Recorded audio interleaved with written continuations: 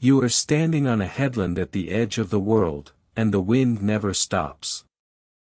That is the first thing anyone tells you about Orkney. Not the standing stones, not the ancient tombs, not the village buried under the dunes for 4,000 years, the wind. It comes off the North Atlantic with nothing to slow it down for 3,000 miles, and it has been shaping this place since long before anyone was here to feel it. There are almost no trees on Orkney. There never really were.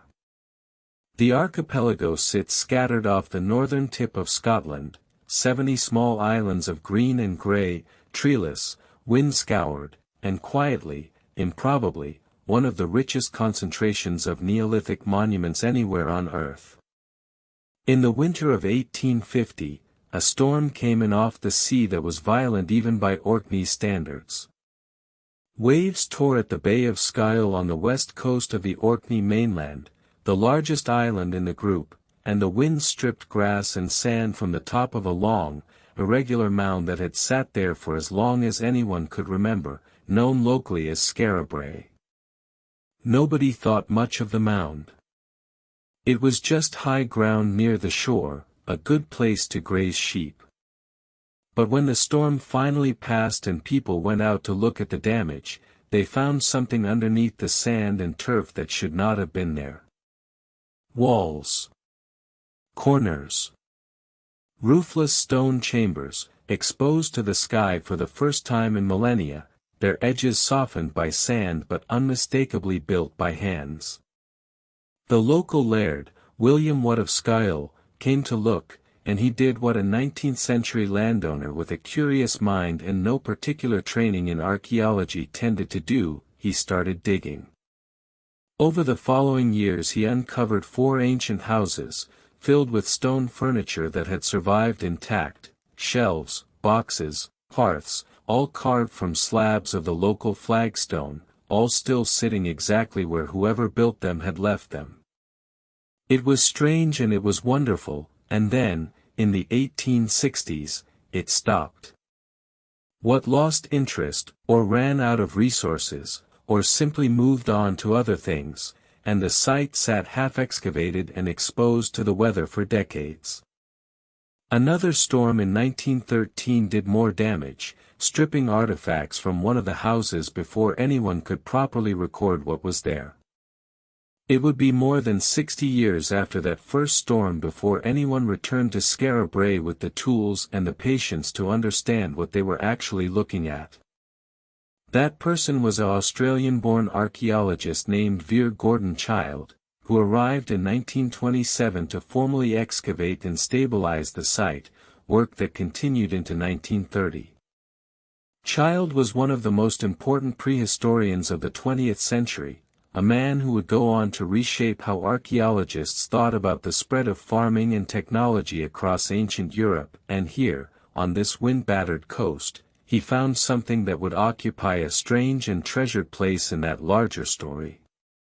He and his team fully exposed what turned out to be 8 interconnected stone houses, linked by low covered passageways that let the inhabitants move between them without stepping out into the weather.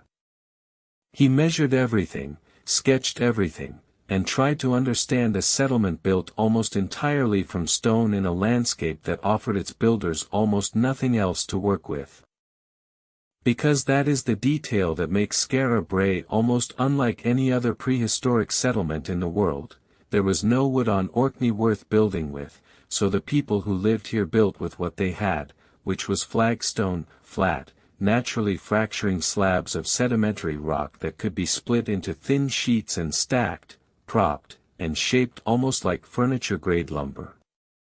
And because stone survives in a way that wood, thatch, and wattle do not, the interiors of these houses are preserved with a completeness that is almost eerie. Walk into House 1 today, and you are not looking at a reconstruction or an artist's guess.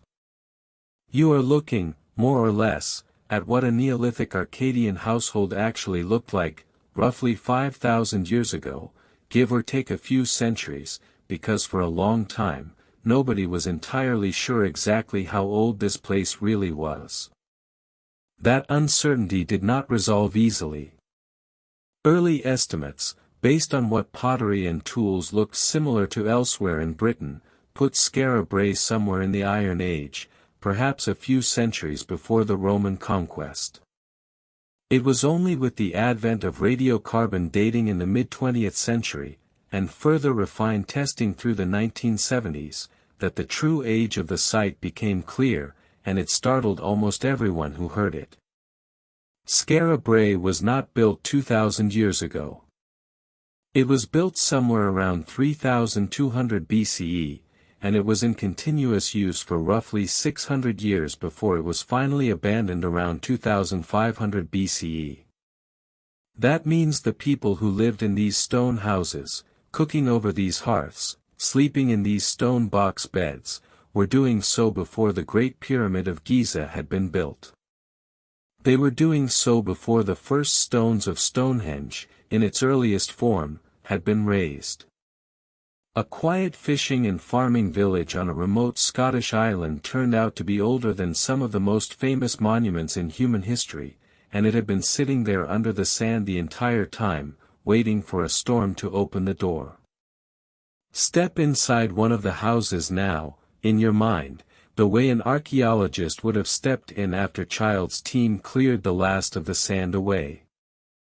Each house is roughly square, 10 to 15 feet on a side, sunk slightly below ground level and originally covered with a roof most likely made of turf laid over whalebone or driftwood rafters, since actual timber was so scarce it would have been treated almost as a luxury good, salvaged from whatever washed ashore.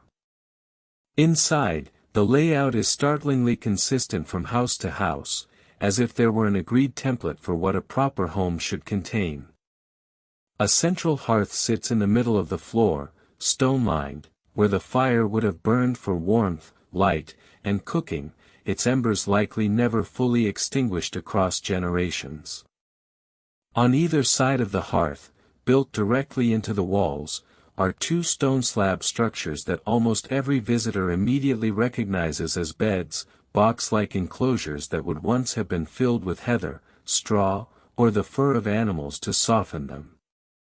And against the wall facing the doorway, in nearly every house, stands what archaeologists call the dresser, a freestanding stone shelving unit, two tiers of flat slabs supported by upright stone piers, positioned exactly where anyone entering the house would see it first.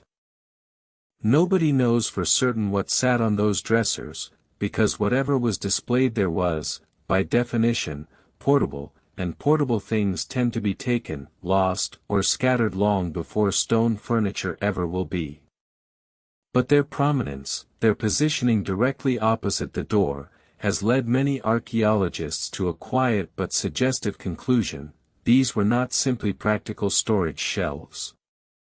They were something closer to a mantelpiece, a place to display the most valued or meaningful objects a household owned, arranged for anyone who walked through the door to see immediately. A message, perhaps, about who lived here, what mattered to them, what they were proud of. 5,000 years later, we can still see exactly where those objects would have stood. We simply cannot see the objects themselves.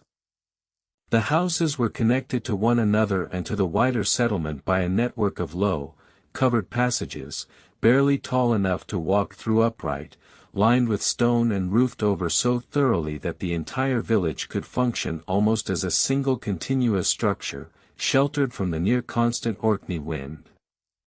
Some of the passages had stone doors that could be closed and secured from the inside using a bar slotted into holes in the wall, a detail that tells you something quietly remarkable about the people who lived here. They were thinking about privacy. They were thinking about security. They were building, essentially, a system of locks, in the middle of the 4th millennium before the Common Era, on an island that most people today would struggle to find on a map.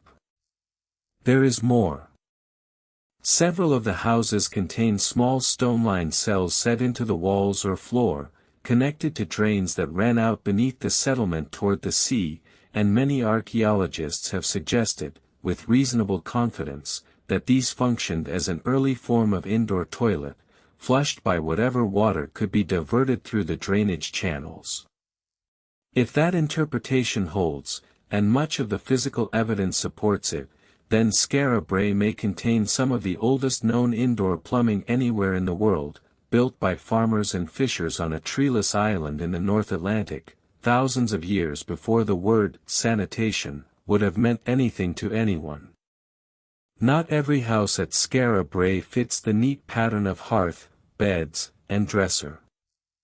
When later excavation resumed in the 1970s, led by the archaeologist David Clark on behalf of what was then the Ministry of Public Building and Works, a ninth structure was uncovered a short distance from the main cluster of houses, separated from them and built without a dresser, without stone box beds, without any of the domestic furnishing that makes the other buildings feel so unmistakably like homes. Instead, the floor of this building was scattered with worked stone, fragments of chert and flint, the debris left behind by someone shaping tools.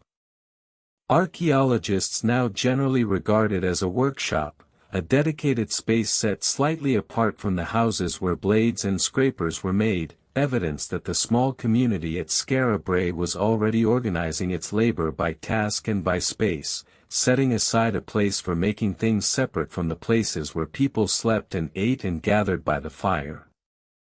It is a small detail, easy to walk past in a museum display, but it says something quietly significant. This was not an undifferentiated cluster of identical huts. It was a village with structure, with specialization, with an idea of which activities belonged where. The people of Skara Brae were not simply surviving out here at the edge of things. They were farming barley and raising cattle and sheep on land that, 5,000 years ago, before extensive erosion and rising sea levels reshaped the coastline, extended somewhat further out than it does today, with the shoreline and the settlement's relationship to the sea slightly different from what a visitor sees now. They were fishing, and eating shellfish gathered from the rocks, evidenced by thick deposits of shells excavated from the site. They kept dogs. The skeletal remains of at least one have been found here, alongside footprints of a dog pressed into surviving Neolithic clay elsewhere on Orkney, a small, startlingly intimate trace of a companion animal from a world that otherwise feels impossibly distant. They made pottery in a distinctive local style, wide-mouthed and often decorated, that archaeologists now call grooved ware, and this style did not stay confined to Orkney. Similar pottery has been found across Neolithic Britain and Ireland, at sites far to the south, suggesting that whatever cultural current started here did not simply stay here. They carved small stone objects, often ball-shaped, with intricate geometric patterns whose purpose is still debated, ceremonial items, gaming pieces, symbols of status, nobody is entirely sure, and they made simple dice-like objects and gaming pieces that speak, in their small and ordinary way, of long winter evenings spent indoors together, waiting out the wind exactly as their descendants on these islands still do. And Skara Brae was never quite as alone, even in its own time, as the empty landscape around it today might suggest. A few miles north, on the tidal island of Papa Westray, sits the Nap of Haor, a pair of stone farmhouses now considered by many archaeologists to be older still than Skara Brae, with some estimates placing its earliest construction close to 3700 BCE, making it, by some measures, among the oldest standing stone houses anywhere in northwestern Europe. Its thick walls and stone furnishings a clear architectural cousin to what would later rise at Skyle. Closer still, on the low ground beside the Stones of Stenness, another Neolithic settlement called Barnhouse was excavated in the 1980s and 1990s, revealing a cluster of round stone houses built and occupied at almost exactly the same time as the stone circle beside it, its inhabitants very plausibly among the people who raised those standing stones and gathered around them. And on the island of Westray, at a windswept coastal site called the Links of Notland, ongoing excavation has produced its own remarkable finds, including a small carved sandstone figurine barely 5 centimeters tall, with etched eyes, arms, and what may be clothing or a necklace, nicknamed the Westray wife by the archaeologists who found her in 2009, the oldest known depiction of a human face ever discovered in Scotland. Taken together, these sites tell you that Skara Brae was not an isolated curiosity, a single lucky survival in an otherwise empty landscape. It was one settlement among many, part of a genuinely dense, interconnected Neolithic world that once covered these islands, most of which has never been found, because most of it is still buried, quietly, under sand and grass and centuries of ordinary farmland, waiting for its own storm. If you have been enjoying this slow walk through a 5,000-year-old village, take a moment now to subscribe to the channel, so more of these long, quiet journeys into deep time find their way to you. And then let's keep going, because Skara Brae, remarkable as it is, was never really alone out here. It was only one part of something much larger. Because the truth is, Orkney in the Neolithic was not some remote, forgotten outpost, culturally cut off from the rest of Britain. The evidence increasingly suggests something closer to the opposite, that for several centuries in the 4th and 3rd millennia BCE, this small cluster of northern islands was one of the most important ceremonial and cultural centers in all of prehistoric Britain, a place where new ideas, new architectural styles, and new religious practices seem to have originated and then spread outward, southward, toward the parts of the island that would later become far more famous. Just a few miles from Skara Brae, on a narrow strip of land between two lochs, stand two of the most striking stone circles in Britain, the Ring of Brodgar and the Standing Stones of Stenness. The Standing Stones of Stenness, of which only a handful survive upright today out of an original circle likely numbering around 12, are now understood to be among the earliest stone circles ever built anywhere in the British Isles, raised around 3100 BCE, older, again, than the Sarsen Circle at Stonehenge, which would not take its most iconic form for many centuries yet. The Ring of Brodgar, a vast circle originally comprising around 60 massive standing stones set within a deep, hand-cut rock and earth ditch, is one of the largest stone circles ever constructed in Britain, and cutting that ditch alone, through solid bedrock, using nothing but stone and antler tools, would have required an extraordinary, coordinated communal effort, the kind of undertaking that speaks of shared belief, shared authority, and a population willing to devote enormous collective labor to something that produced no food, no shelter, nothing practical at all. Only meaning.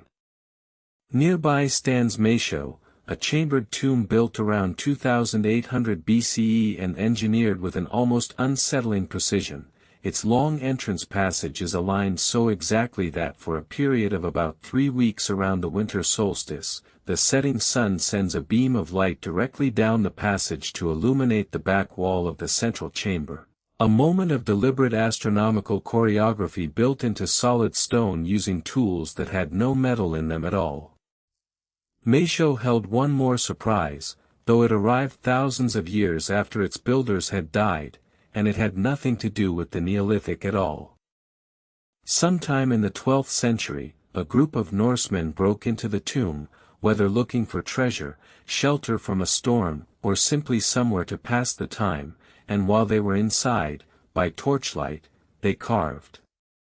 The interior walls of Maeshowe now bear the largest collection of Viking runic inscriptions found anywhere outside Scandinavia, more than 30 individual carvings, ranging from boastful claims of treasure taken away, to a note about a woman the carver clearly found very attractive, to a simple, almost weary line reading that the writer had been on a crusade with a Norse earl years before. It is a strange and oddly moving thing to stand inside a chamber built for the dead nearly 5,000 years ago and find, scratched into the same stone, the graffiti of board, cold Norsemen who had broken in on some ordinary winter night 800 years ago, leaving behind their own small, human trace layered directly on top of a much older and much stranger one. Deep time, on Orkney, does not always arrive in single tidy layers. Sometimes it stacks. Together, Skara Brae, Stenness, Brodgar, and Maeshowe form what is now recognized as the heart of Neolithic Orkney, a UNESCO World Heritage Site, and for a long time these four sites were assumed to more or less represent the full picture of what this culture had been capable of. Then, in 2003, archaeologists surveying a narrow strip of farmland directly between the Ring of Brodgar and the Standing Stones of Stenness, land that had been quietly farmed for generations, its owners never suspecting what lay beneath, began to uncover something nobody had anticipated. It is now known as the Ness of Brodgar, and it may be the single most significant Neolithic discovery made in Britain in decades. Beneath the plough soil lay the remains of an entire complex of massive stone structures, a great enclosing wall over 300 feet long and up to 13 feet thick in places, and within it, more than a dozen substantial stone buildings, some as large as small cathedrals by Neolithic standards, with walls that in places still stood taller than a person, decorated in some sections with painted designs, red, orange, and yellow pigment applied directly to the stone, among the earliest painted architecture ever discovered in northwestern Europe.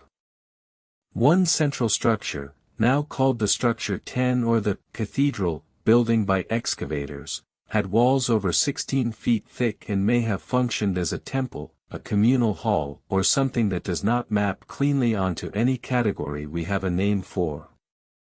Around and within these buildings, excavators found the remains of an enormous feast, the bones of hundreds of cattle, deposited all at once, suggesting a single massive gathering that consumed something on the order of 600 animals, an almost unimaginable quantity of meat and effort for a Neolithic community, implying that people traveled from across Orkney, and very possibly from far beyond it, to take part in whatever ceremony took place here. For roughly 1,000 years, through the height of the era that produced Skara Brae, Stenness, and Brodgar, the Ness of Brodgar appears to have functioned as a kind of ceremonial and religious capital, a gathering point that tied the whole of Neolithic Orkney together, and quite possibly influenced Neolithic religious practice far beyond the islands themselves. And then, around 2300 BCE, it stopped, in a way that was neither accidental nor gradual, but deliberate. The final layers of the Ness of Brodgar show clear evidence of intentional decommissioning, the great walls dismantled in places, structures filled with debris, and above all, another vast feasting deposit, hundreds more cattle bones laid down in one final, enormous ceremony, as though the site were being ritually closed rather than simply left to fall apart. Nobody built anything comparable here again. It is one of the more haunting facts in British prehistory that this act of closure at Orkney's ceremonial heart happened at almost exactly the moment that Stonehenge, far to the south in Wiltshire, was entering its most monumental phase, when its massive sarsen stones, quarried, dressed, and erected in the elaborate trilithon arrangements still visible today, were being raised for the first time. Some archaeologists have proposed, cautiously, that this is not a coincidence, that cultural and religious authority in Neolithic Britain may have been shifting southward during this period, away from Orkney and toward Wessex, and that the closing of the Ness of Brodgar and the rise of Stonehenge's final form might be two visible symptoms of the same deeper transformation. It is an elegant idea. It is also, honestly, unproven, resting more on timing and suggestion than on any direct evidence connecting the two places.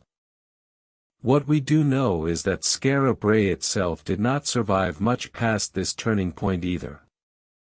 The settlement was abandoned sometime around 2500 BCE, several centuries before the Ness of Brodgar's own dramatic closing, and for a long time the reason given for that abandonment was almost romantic in its simplicity.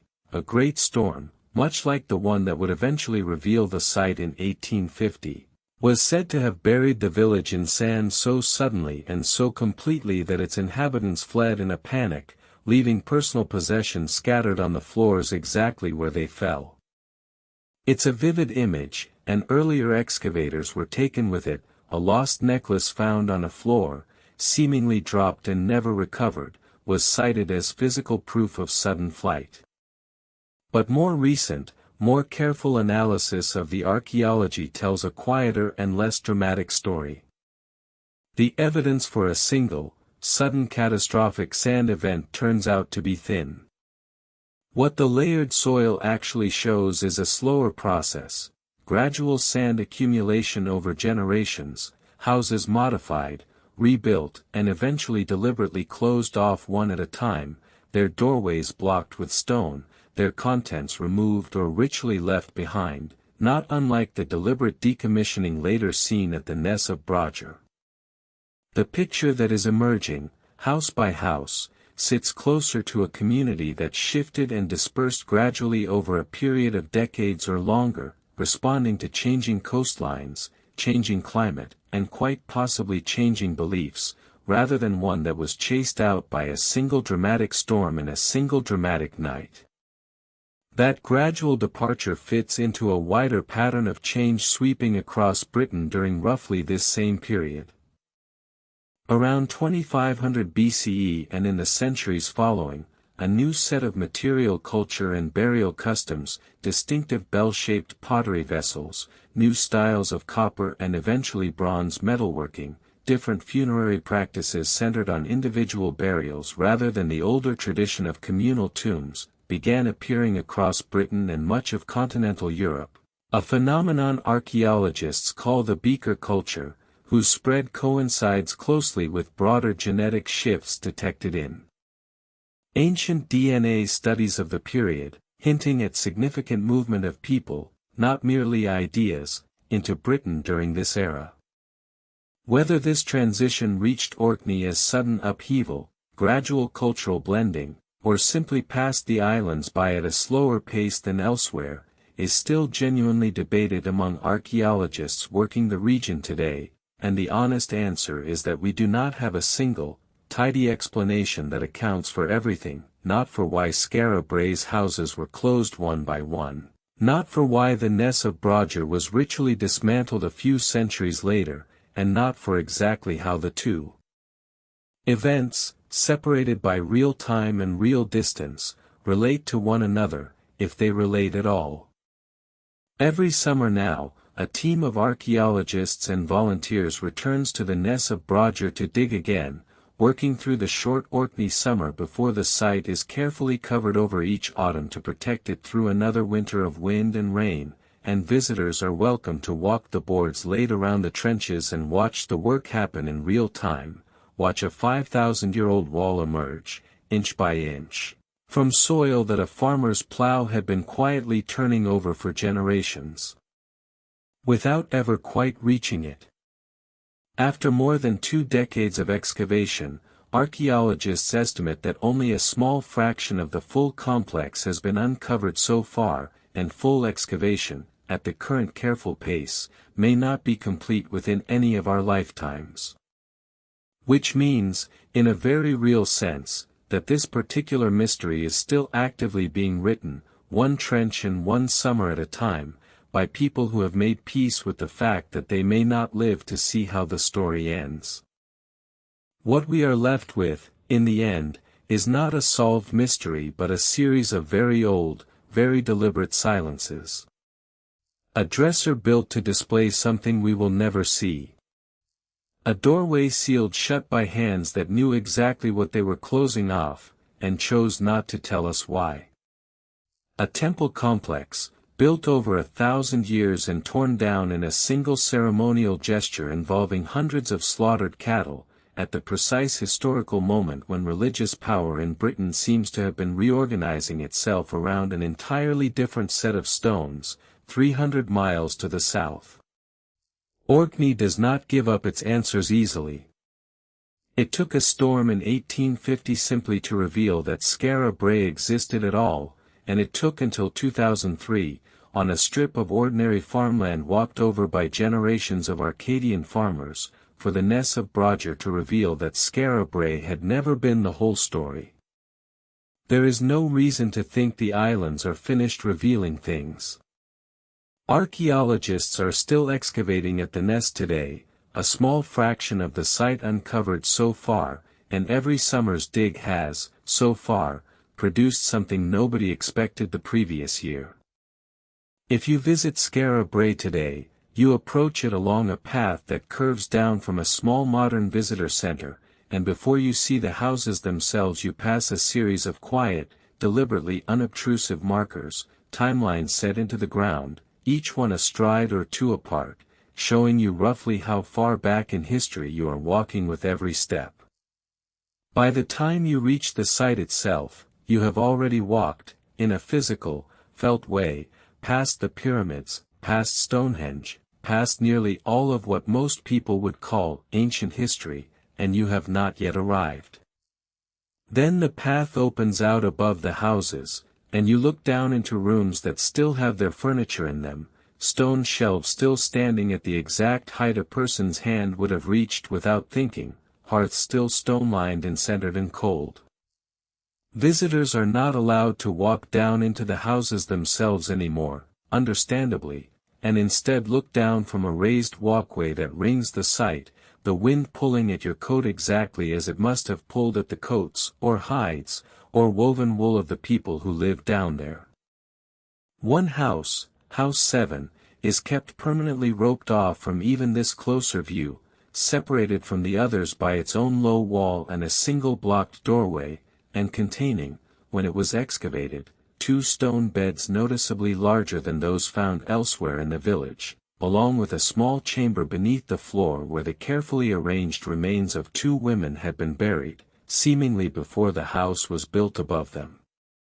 Nobody knows if House 7 belonged to someone of particular importance, or served some special communal or ceremonial function the rest of the village did not share, and the site's caretakers have chosen, deliberately, not to guess out loud. It stands there behind its low wall today the same way it seems to have stood apart from its neighbors 5,000 years ago, present, visible, and quietly withholding whatever it was that made it different.